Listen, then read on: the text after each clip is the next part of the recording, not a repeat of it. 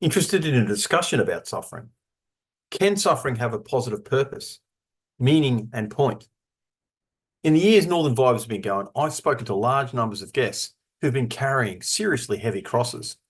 People suffering from serious incurable diseases, from serious disabilities, people who watch their parents slip away from painful diseases. And this theme of suffering keeps reappearing on the podcast. And while I don't pick guests for that reason, I am interested in resilience and facing pain. So I suppose even if inadvertently, the topic's going to come up. Now, I've had viewers and former guests speak to me about this topic, and I was encouraged to compile some of the most insightful and counterintuitive comments on this issue and put them together as edits into a short show, which I've done. This is around 20 minutes. I suppose you could call it just as much of an essay because there's some discussions on the context around it. So this addresses, although not directly, the meaning crisis which is facing our society now. And I suppose it's also appropriate considering today is the 1-year anniversary of the attacks on Israel and the untold human suffering that those attacks have brought. So together, let's explore what it means to embrace, even appreciate suffering. As always, please, I'm really, really interested in your comments on this. Like, share, subscribe, hit that bell. Thanks very much. This is short but sweet. I know you'll love it.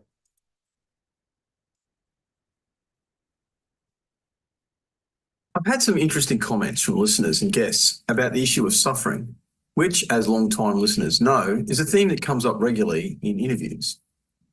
Speaking to so many people carrying truly heavy crosses who are suffering immeasurably has led me to a totally counter-instinctive conclusion, that suffering has meaning, point, and even more, a universe without suffering would not be complete. And considering that completeness is a characteristic of good, universe could not, by definition, be good without suffering. Now that sounds indefensible. The very existence of suffering is used by atheists and other karmic transactional religions like Buddhism, Hinduism, and even some distorted forms of monotheism like Gnosticism as proof positive that there cannot be a creator God who is loving and benevolent. In fact, the brilliant Professor Dawkins is famous for this. Total amount of suffering per year in the natural world is beyond all decent contemplation. During the minute that it takes me to compose this sentence, thousands of animals are being eaten alive, while others are running for their lives, whimpering with fear. Others are slowly being devoured from within by rasping parasites. Thousands of all kinds are dying of starvation, thirst, and disease. It must be so. If there ever is a time of plenty, this very fact will automatically lead to an increase in the population until the natural state of starvation and misery is restored. In a universe of electrons and selfish genes, blind physical forces and genetic replication, some people are going to get hurt and other people are going to get lucky.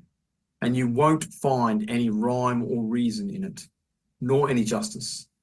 The universe that we observe has precisely the properties we should expect if there is, at bottom, no design, no purpose, no evil, no good, nothing but pitiless indifference. While he raises some very valid points, I think he's wrong. Let's not digress too much into the pitiless indifference stuff, but I can't resist pointing out very quickly that this is pure nonsense. He is not indifferent to suffering. I am not indifferent to suffering. The people reading that piece are not indifferent to suffering. Both he, I, and you are part of the universe. So to say the universe is devoid of pity is clearly just wrong, unless he wants to define himself as something transcendent and detached from the universe rather than an integral part of it, as all humanity is. I mean, I see where he's coming from, though. Using a telescope of any sort to look at the universe will not reveal planet pity, nor a supernova where all pity emanates from. Reducing the scale to human levels, even looking at the material human body, you're not going to find pity when you perform an autopsy on a deceased person or medically examine a living human. It's true no scientist can or ever will isolate pity in a human heart, beating or still, or in the brain, or in your fingernail, or anywhere else. But this doesn't prove that it doesn't exist, nor it only proves the limitations of science, and more specifically, scientific materialism as a method of perceiving, defining, and interpreting the world. Again, not wrong, just limited. Because no one can isolate and observe pity in the universe or in a human body doesn't mean it doesn't exist. Millions of humans display pity every day, and therefore it exists in the universe. I mean, he's right to say that pity will never be observed on Saturn. It's indifferent, only because being is inextricably linked with life and consciousness. Pity only exists where there is life and consciousness. It's also true to say if there is no pity, then there is no suffering, because that means, as he said, there is no rhyme or reason, no pattern, no justice, no purpose, design or evil, because to recognize there is suffering is to presume meaning and implicitly assert value. But Professor Dawkins does have a point, and I agree with him that suffering is real. So first, let's define suffering. So when I Googled suffering, this is what I got. The state of undergoing pain, distress or hardship, weapons that cause unnecessary suffering. There's a lot of other definitions here. You can look them up for yourself. Physical or mental pain that a person or animal is feeling. Okay, next question. What is suffering a result of? Well, Jordan Peterson has observed that there are two major categories which cause suffering, tragedy and benevolence. And it's important to make this distinction. Tragedy impacts us one way and benevolence in another. What the infinite lacks is the finite. There's a more abstract way of getting at the same thing. If you could do absolutely anything you wanted at any point and be anywhere you wanted and be anything you wanted, and if there was nothing that was out of your reach, there would be nothing to do because you'd be everything at once. And when you're everything at once, which is at least in principle the position of God, there's no story and there's no being, and there's something about being that is a story, and without limitation there's no story. So then the question starts to become, with regards to consideration of human vulnerability, is there a way to conduct your life in such a manner that the intrinsic vulnerability that characterizes your life is rendered not only acceptable but desirable? And to me, that's the central question of existence. And I tell you, get that wrong, you're on the wrong track. And if you're on the wrong track, man, you are in one terrible place. I would say, with regards to tragedy, humans are vulnerable, and that's tragic. But if tragedy is the price that we pay for existence, then so be it, if existence is justifiable. And so tragedy itself, which is merely a revelation of our vulnerability, can't be regarded as evil. It's a condition of existence. And so it's necessary to distinguish the tragic conditions of existence from evil before you can even address the problem. And I think what that means to some degree is you should not blame on the relationship between the finite and the infinite the terrible failings of humanity that can be laid directly at the feet of human beings. So earthquakes aren't evil, and cancer isn't evil, and mental illness isn't evil, and predators aren't evil. They just are part of the way things are. But there are certain categories of human action that are definitely outside the parameters of mere tragedy, and those are the things we really have to get a handle on. I'll put the hyperlink to that full interview there. I recommend everybody watch it. We'll discuss evil a little bit more. But straight away dawns the understanding that the only real way to eliminate suffering is to not exist, or at least to exist without limitation in consciousness, which arguably, as he pointed out, is no existence at all. A universe without limitation or consciousness, to paraphrase Professor Dawkins, would have precisely the properties we would expect of a place created and defined by blind, random, pointless, aimless, purely physical forces. However, it would lack suffering. So we are already at the cusp of understanding that suffering has purpose, and through purpose, meaning and point. But don't take it from me. Here are some comments from some of my guests, each of them enduring suffering in a different form. The suffering that you're going through, and it is quite clearly, there's a high degree of suffering going on there, hasn't made you bitter, hasn't made you, although I would suspect, well, it's kind of like there's a degree of resentment there, you're talking about that character there before, but it's how, you don't need to channel the resentment into something negative, into being the cliched villain. It's something that can make you can pass on an understanding that you don't need to be cynical, which is my understanding of, from very briefly what you said about this character that you're mentoring before. Have I kind of got that correct? Yeah, I think I am quite critical, I think, of things. Like if I see something, I'll be critical about it. So I wouldn't say I'm, as I get older, I think there is more because I'm losing more. Yeah. I'm losing more movement. I'm struggling to drive my wheelchair. But I think if you worry about all the little things, then you don't worry about the bigger things. Yeah. So I'm quite, things that I can change, I want to do it as perfect as I can. Whereas large things that I've got no control over, Yeah. like my progression, Yep.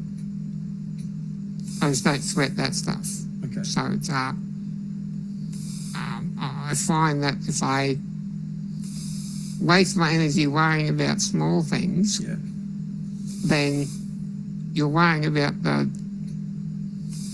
those small things that the big picture, losing function, losing ability, Sure.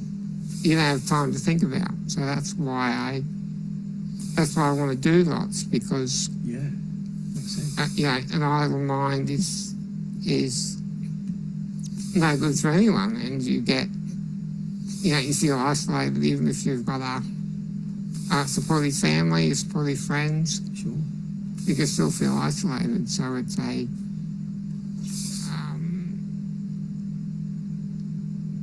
so I just don't think about the main things. But Well, I mean, that's been an incredible development of character, and that insight has come through your suffering. I mean, that's a huge price to pay, but I'm going to ask a direct question. Was it worth it?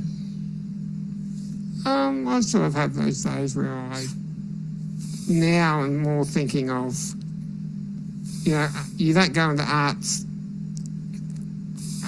to get paid. Yeah. It's not going to, it's a very small amount of people become successful Sure. or become, in movies. So I think, I believe, so I have days where I think that maybe I should have done something that you can actually get paid for consistently. Yeah. But then people around me sort of say that, it would have been a waste. We've got enough IT people, we've got enough accountants, we've got enough lawyers, we've got enough teachers, that, it was I was not made for it, but Yeah. It's your thing. found the calling, What an incredibly unique perspective. The very fact that he is suffering in the method that he is led him into the theatre and to arts so he could tell people about his perspective and what was going on in life.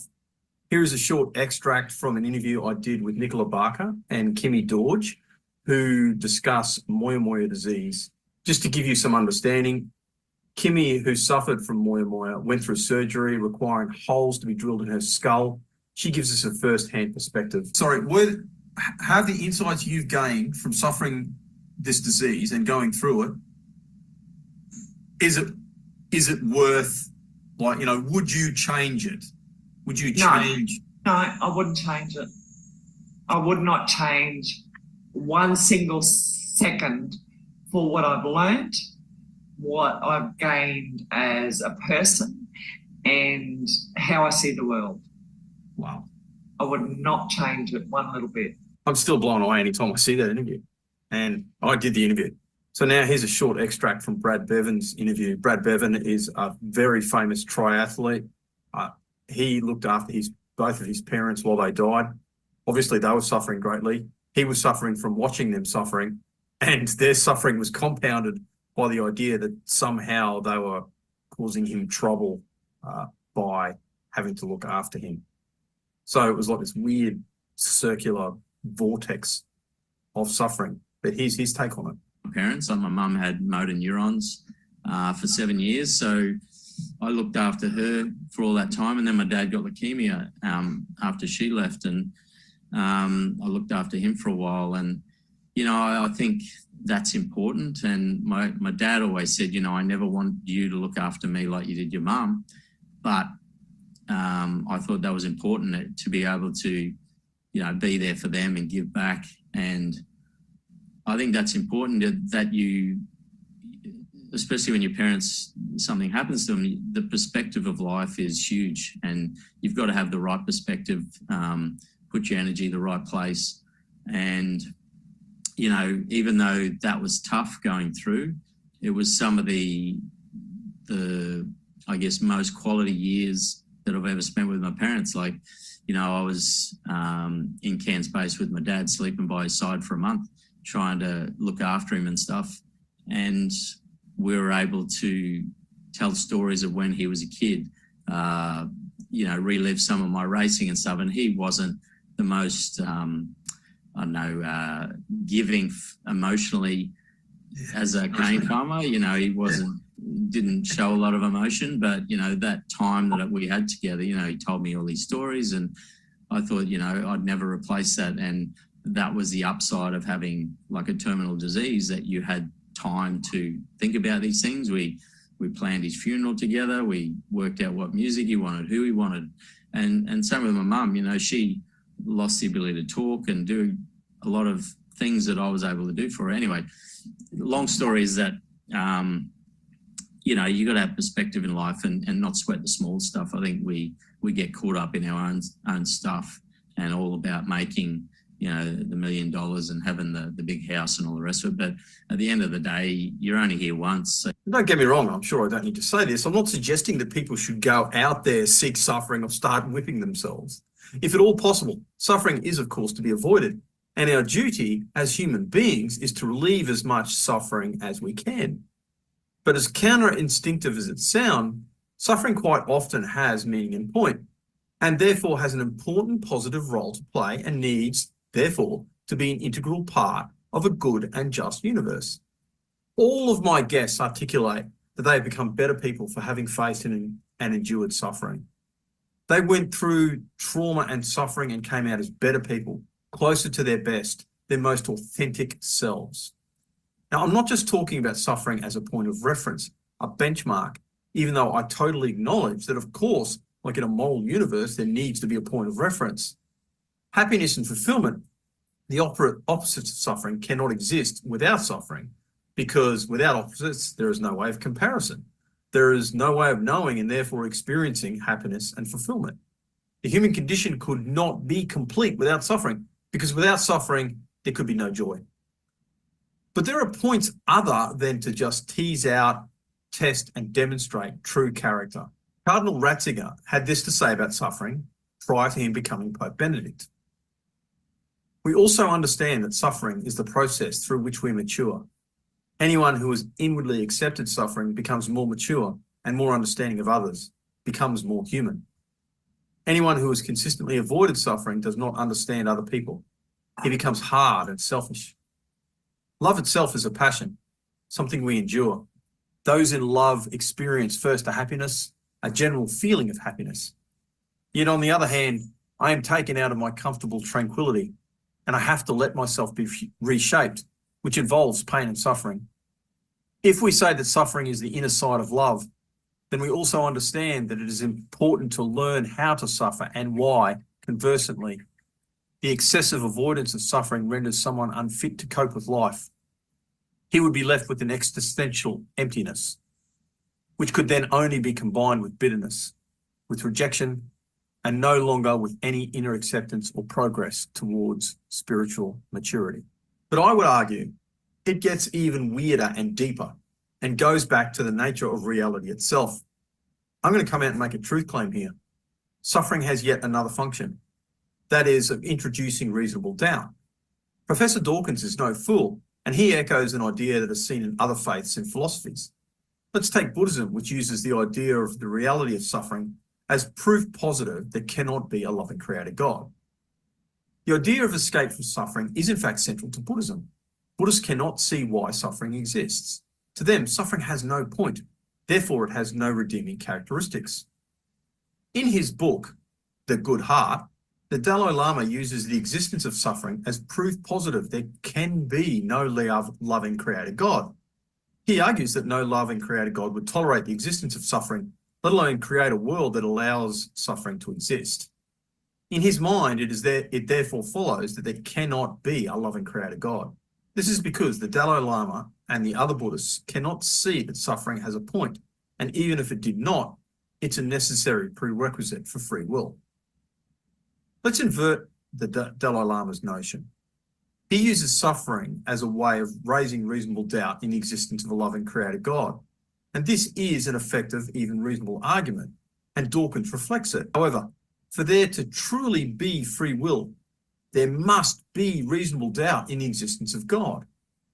If there could be no reasonable or logical argument raised against the existence of God, people would be forced to worship him purely out of a sense of fear. Consider the might and power of the one who created the universe and all its wonders. If there was no reasonable doubt in his existence, everybody would be forced to worship him purely out of fear of his power. No loving being would allow this sort of coercion. Love by its very definition is not forced. Love does not grow from fear. Wisdom does, but love does not. God cannot leave proof positive of his existence because that would remove all reasonable doubt. Proof positive of the existence of a powerful creator God would be a form of coercion, which would invalidate free will. For God, this is a catch-22 of enormous proportions, because doubters will always point to the non-existence of proof positive, not just as a lack of evidence that God does not exist, but in fact, again, as positive proof that he cannot. As terrible as this catch-22 is, it's totally necessary if there is to be love. To briefly address the existence of suffering caused by human malevolence, I'm sure by now many are joining the dots and seeing the pattern. Suffering caused by conscious human action is necessary to open up the realms of possibility discussed earlier, but also has to exist for there to truly be human free will. It's a big price to pay, yes, but this means there are actions, like death camps, that cannot, at least accurately, be blamed on God. Opening up the possibility for something doesn't mean that you are directly, personally, and solely responsible for the outcomes, especially when there are other conscious beings involved, and sustaining that risk doesn't enable a good, but the absence of risk would invalidate, in fact, completely rendering meaningless the very idea of the concept of good. Weird and paradoxical, but there it is. It's not just that suffering has a positive purpose, meaning, and point. The thing is, no creator God who put love and consciousness at the center of his creation would create a universe that did not have the capacity for suffering. This would be especially so if the material world was just a reflection of a greater reality of the spirit, where all suffering in any case becomes meaningless, except in so much as what it revealed to a conscious being about itself. Thanks very much for joining me on this short essay. I feel like I could have, and I want to dive deeper into this idea of human benevolence, because even that can be utilized for the greater good. But I want to keep this one relatively short. Thank you so much to those who encouraged me to do this essay. Thank you so much for all the people that have asked the questions. Thank you so much to all of my guests giving their unique perspectives. Please like, please share, get this one out there. I hope you enjoy listening to this as much as I enjoy making them. Your company, and most importantly, your insights and perspectives. Please comment. Thank you to Tracy, and thank you to Topher and the other people who have commented and continue to comment. See you all.